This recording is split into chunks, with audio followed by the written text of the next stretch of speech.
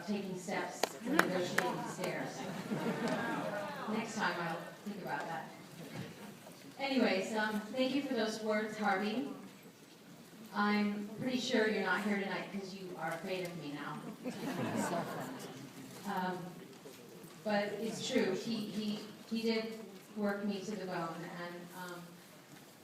and he has earned his name, the Punisher. But we all, anybody in this room who is creative or artistic in any way, shape, or form knows that we have to all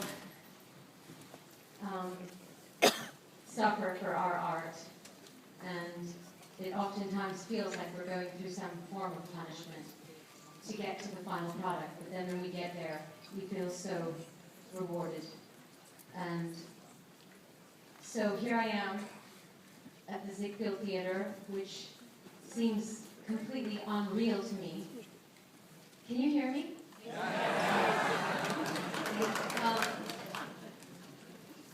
I never imagined that I would be standing in front of the Ziegfeld Theater presenting a film that I directed. But my life seems to be made up of I never imagined I'd be here moments.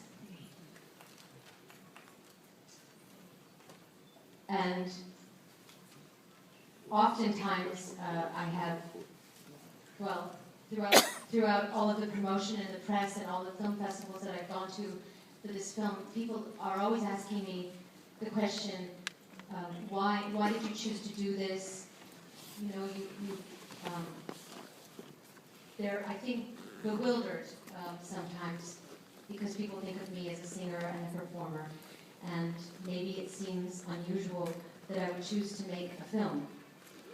But I think it's important to note that I think of myself as a storyteller, and when I write songs, I tell stories. When I put on shows and I perform on stage, I'm telling a story. When I write children's books, I tell a story. And with this film, I've told a story. And stories are what we get life from. Stories are what we need to get through life, to survive. Stories are what inspire us, what provoke us, what guide us, what shock us, what help us to grow. So for me, this is a natural trajectory to continue to be able to tell stories. And I feel very honored to have had the opportunity to tell this story. And I want to acknowledge some very important people in this room who have helped me to tell this story. So, would the cast who are present please stand up when I say your names, because it's very important for everyone to recognize and realize that no movie is made without major collaboration on many people's parts, and I could not have done this film without the amazing actors that I had to work with. So, David Harbour, could you please stand up?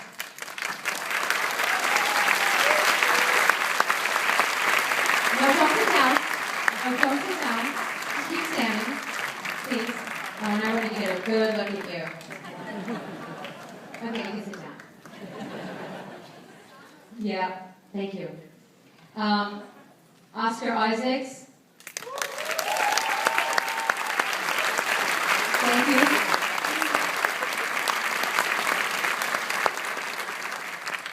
From New Jersey, right? That's okay, we won't hold that against you. Next is James Darcy.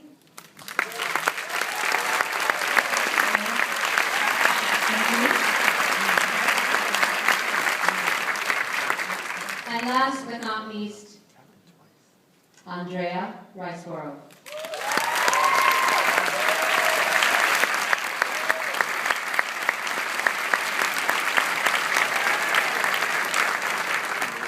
Thanks, you guys.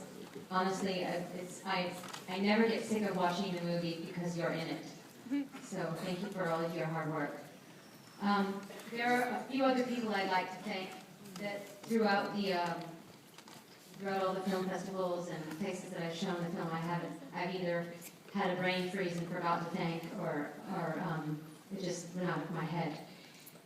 First, I'd like to thank a man who's here tonight. His name is David Redden. He plays the auctioneer at Sotheby's, and he was at the auction of the estate of the Duke and Duchess of Windsor, and he was so helpful, and I'm so grateful for his help, lending authenticity to the film. So thank you, David, wherever you are. And thank you to Sotheby's for being so generous and allowing us to film in your building and annoy everybody on the street in front of your building for a week. Also, I would like to thank my publicity team, Cynthia Schwartz, for fighting the good fight, and to the inimitable, to the unstoppable, to the don't ever fuck with me, her, Liz Rosenberg.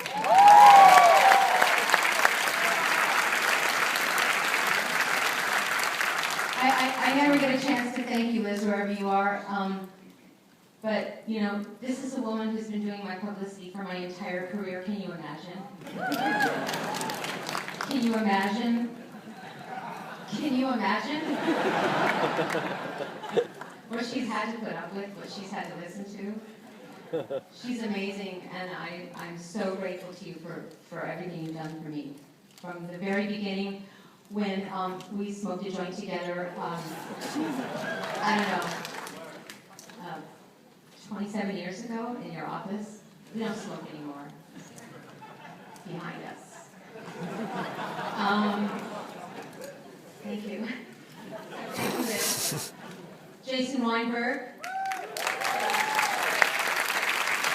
Always got my back, and has got on a plane and flown from one end of the world to the other to be there with me, to hold my hand, to support me. And thank you for your love and support. To my agent, Maha Dakil. I call her my Libyan princess, but really she's my guardian angel, even if she wears totally inappropriate clothes, often,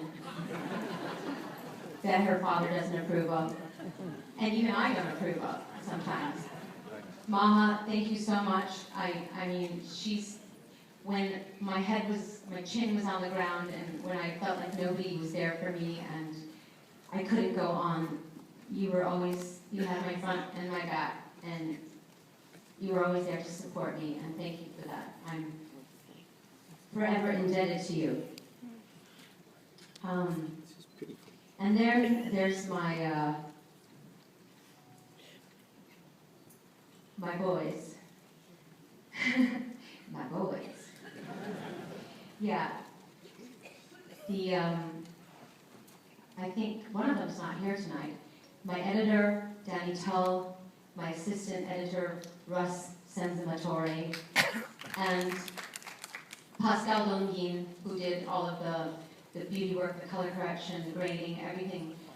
These three guys would go to war for me, would take a bullet for me, and I love you so much.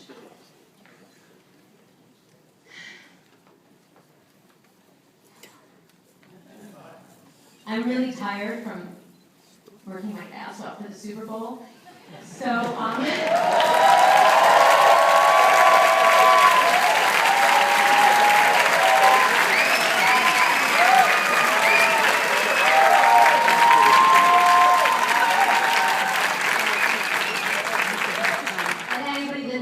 knows that when I'm tired, I cry. So if I cry, please just don't hold it against me. I'm really not a sentimental kind of a person.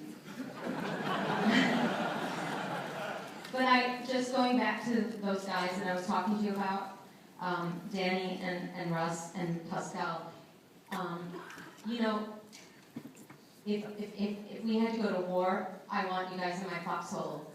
because you put in the extra hours for me. You went way above and beyond what you needed to do for me. And that's what family's all about, that's what creativity is all about. Gathering yourself and surrounding yourself with a group of people who aren't looking at the clock, who aren't punching a time card, and who aren't worrying about themselves, they're worrying about the project. They're worrying about the final product. They're worrying about the creation. So, thank you one and all. And anybody else in this room whose name I've forgotten, who has been supportive of me and encouraged me to make this film against all odds. Finally, I would like to say that this is, of course, a story about King Edward VIII and Wallis Simpson and his historical abdication in 1937. But really, it's a story about love. What we have to sacrifice for love, what we're willing to do for love, the compromises that we're willing to make for love, having the courage to know when it's not love and when it's time to walk away.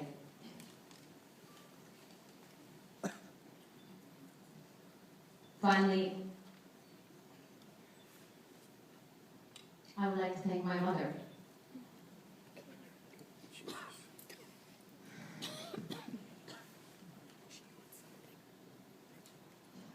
Because really this story